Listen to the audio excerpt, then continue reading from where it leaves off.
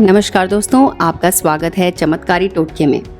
दोस्तों, इन चीज़ों पर धोखे से भी ना लगाएं पैर, 7 पीढ़ियों तक होता है सर्वनाश। दोस्तों, शास्त्रों में और विद्वानों द्वारा बताया गया है कि कुछ ऐसे स्थान हैं और कुछ ऐसे व्यक्ति हैं जिन पर कभी भी पैर नहीं लगाना चाहिए। अगर धोखे से भी इन स्थानों या फिर व्यक्तियों को पैर लग जाए तो तुरंत झुककर प्रणाम करना चाहिए, साथ ही माफ़ी मांगनी चाहिए। इस बात की पुष्टि विद्वान, शास्त्रों के जानकार, अर्थशास्त्र के रचयिता आचार्य चाणक्य भी कहते हैं। आइए जानते हैं ऐसे 7 स्थल और व्यक्ति कौन से हैं। तो सबसे पहला है शिशु। हमारे धर्मशास्त्रों में बताया गया है कि नवजात शिशु, चाहे वो किसी भी समाज या वर्ग का हो, देवतुल्य होता है। देवतुल्य होने की वजह से हमें इस बात का ध्यान रखना चाहिए कि कभी भी उस पर पैर ना लगे। अगर धोखे से पैर लग ही जाए तो हमें उससे क्षमा मांगनी चाहिए। दूसरी है दोस्तों कुंवारी लड़की। कुंवारी कन्या को देवी का रूप माना गया है, ये तो सभी जानते हैं। नवरात्रि के समय कन्या पूजन विधि विधान से किया जाता है।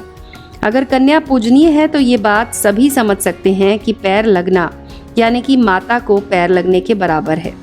ऐसे में सावधान रहना चाहिए कि कन्याओं पर हमारा पैर ना पड़े। तीसरा है दोस्तों बुजुर्ग व्यक्ति। घर, समाज, परिवार, कहीं भी कोई भी बुजुर्ग व्यक्ति दिखे तो वो पूजनीय है। बुजुर्ग व्यक्ति का हमेशा सम्मान करना चाहिए। उनके ऊपर कभी पैर छू जाए तो इस बात का ध्यान रखें कि बुजुर्ग से ज़रूर माफ़ी मांग लें, क्योंकि ये आपको ग्रह दोष लगाता है और इसीलिए आपको ज़्यादा सावधानी बरतनी चाहिए। उसके बाद है दोस्तों गुरु। गुरु जो कि देवता के समान है। कई जगह गुरु को देवता से भी बढ़कर बताया गया है। ये हमेशा पूजनीय होते हैं। आचार्य चाणक्य भी एक गुरु थे। उनके आशीर्वाद और मार्गदर्शन की वजह से ही चंद्रगुप्त साधारण शिष्य से मगध के राजा बन गए। इसीलिए गुरु की सदैव सेवा करनी चाहिए। गुरु के चरणों में साक्षात कल्याण होता है। और दोस्तों, इसके बाद है ब्राह्मण। सनातन धर्म में ब्राह्मणों को उच्च स्थान प्राप्त है। ब्राह्मण का सम्मान करना चाहिए, ब्राह्मण का तिरस्कार नहीं करना चाहिए।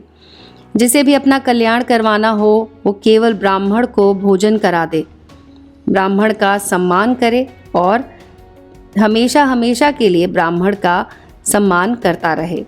और दोस्तों, इसके बाद है गाय। गाय को माता कहा गया है। गाय में सृष्टि के सभी देवी देवताओं का वास होता है। गाय की सेवा से व्यक्ति भवसागर पार हो जाता है। मरणोपरांत जीव के कल्याण के लिए गाय का दान ही एक ऐसा दान है जो बैतरणी जैसी कष्टदायक नदी को पार करवा देता है। इसीलिए कर्मकांड में गोदान किया जाता है। ध्यान रखें, गाय भी बहुत पूजनीय है। और दोस्तों, अंत में है अग्नि।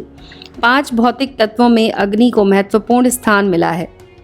अग्नि को साक्षात देवता कहा गया है। अग्नि का अपमान मतलब देवताओं का अपमान। इसलिए अग्नि की सदैव पूजा करनी चाहिए। आदमी अगर धोखे से भी अग्नि पर पैर पड़ जाए तो जल जाता है, लेकिन हमें अग्निदेव से प्रार्थना करके माफ़ी मांग लेनी चाहिए। तो दोस्तों, ये तो थी आज की जानकारी। ऐसे ही और वीडियोस के लिए जुड़े रहिए चमत्कारी टोटके के साथ।